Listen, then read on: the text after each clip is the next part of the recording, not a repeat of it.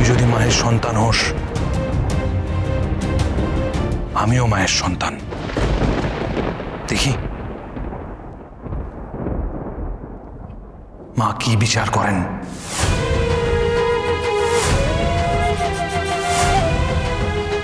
খুব শিগগিরই দেখা হবে বামদেব। চল।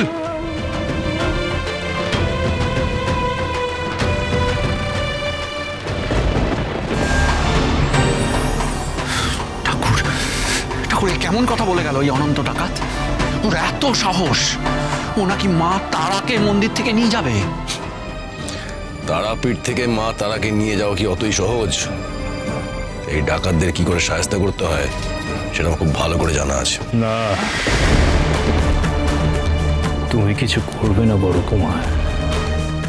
আমায় জানতে হবে যে একজন ডাকাত যে সাধারণ মানুষকে শোষণ করে নিজের জীবিকা নির্বাহ করে, সে এত বড় কথা বলে কেমন করে?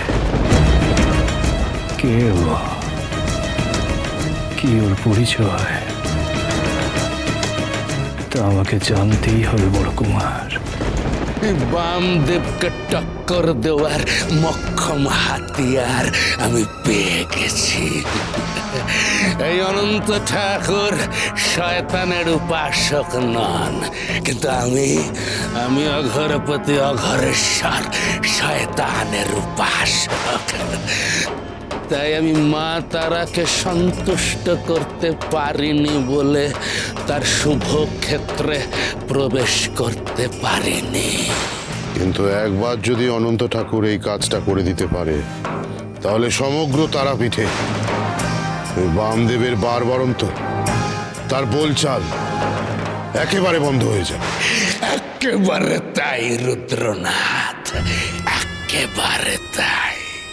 আর সেই ক্ষেত্রেই তো এবার আমি প্রস্তুত করব। ওই অনন্ত ঠাকুর তো তোমার পূর্ব পরিচিত, তাই না রুদ্রনাথ? তাই তাকে তোমাকেই বোঝাতে হবে খুব ভালো করে। আর একবার ওই সাধক মা তারাকে তারাপীঠের মন্দির থেকে বার করতে পারে, তাহলেই কেল্লা ফতে। পথেই আমরা ওই সাধকের কাছ থেকে মা তারাকে কেড়ে নেব। আপনি চিন্তা করবেন না, ওই অনন্ত ঠাকুরকে ঠিক কি বললে আমাদের কার্যসিদ্ধি হবে সেটা আমি খুব ভালো করে জানি। আরে বাহ!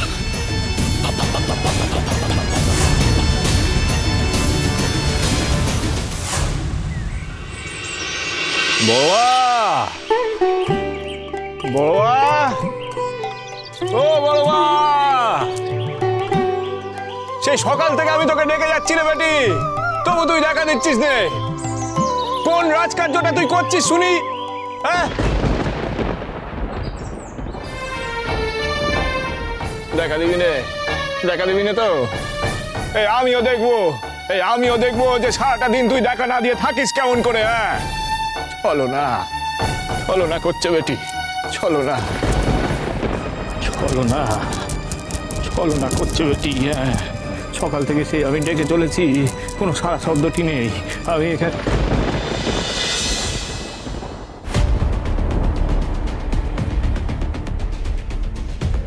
ওমা, সে কি মুন্ডমালা এখানে ঝুলছে, কিন্তু আমার বড় মা কই?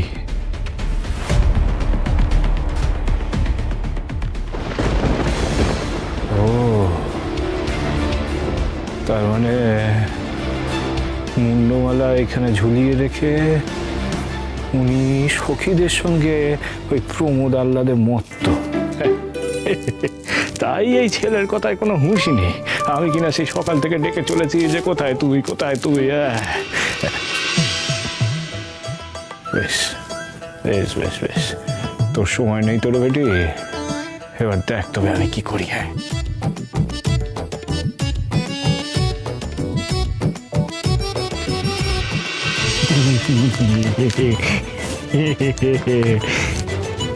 এবার আমি দেখবো যে ওই মেয়েটি কি করে।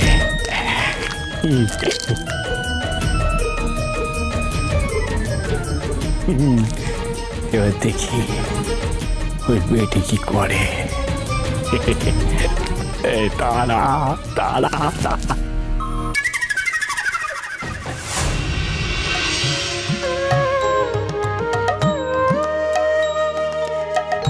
চিন্তাময়ী তারা তুমি আমার চিন্তা করেছো কি? চিন্তাময়ী তারা তুমি আমার চিন্তা করেছো কি?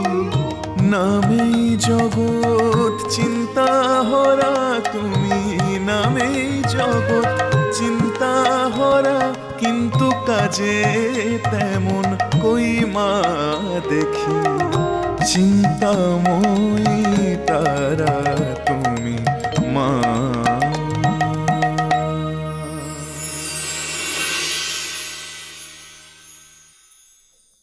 বাবা,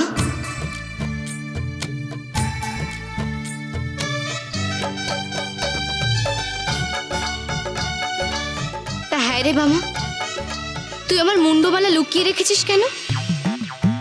আচ্ছা, তুই কি এখনো সেই ছেলে মানুষই রয়েছিস?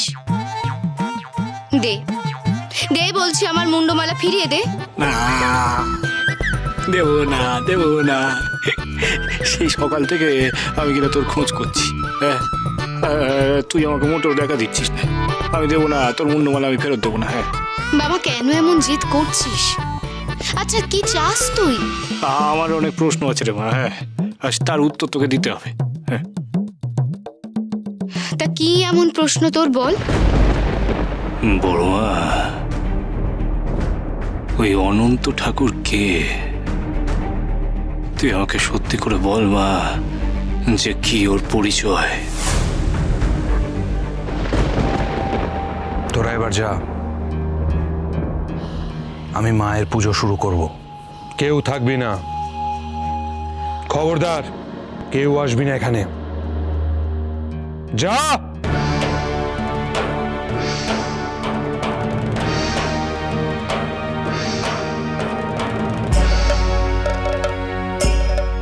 জয় মা, জয় মা, আমার প্রণাম গ্রহণ কর মা।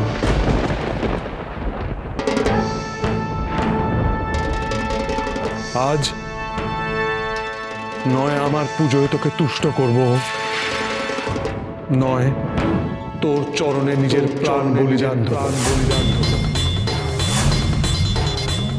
এই দুটো ঘটনার একটা আজ ঘটবে মা। জয় মা।